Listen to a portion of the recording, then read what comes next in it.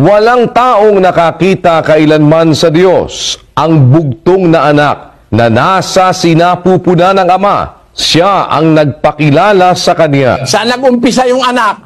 Nasa sinapupunan ng Ama. Nasa sinapupunan ng Ama yung anak.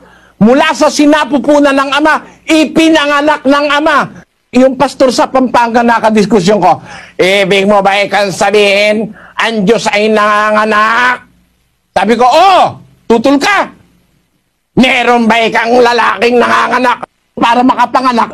Babae kailangan. Yung Diyos pa na makapangyarihan sa lahat, hindi makapanganak. Tinan ninyo maling paniniwala na pagka nanganganak ay kailangan babae. May lalaking nanganganak.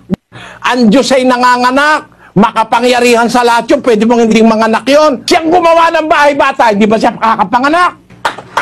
Di ba? Ang totoo yan, katulad rin ho ng babae na yung ipinanganak talaga. Ganito po yun. Ngayon, ang Diyos, para ba sa babae lang?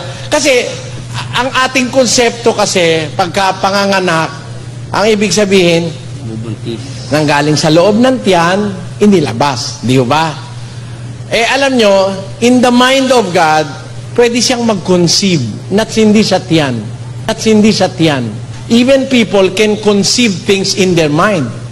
Diba, na kinukonceive mo, gagawa ako ng lamesa. Sabi nung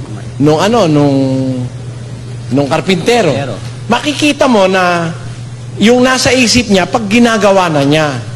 Ang Diyos po, nagko-conceive siya, hindi sa tiyan. Hindi sa tiyan. Sa isip niya.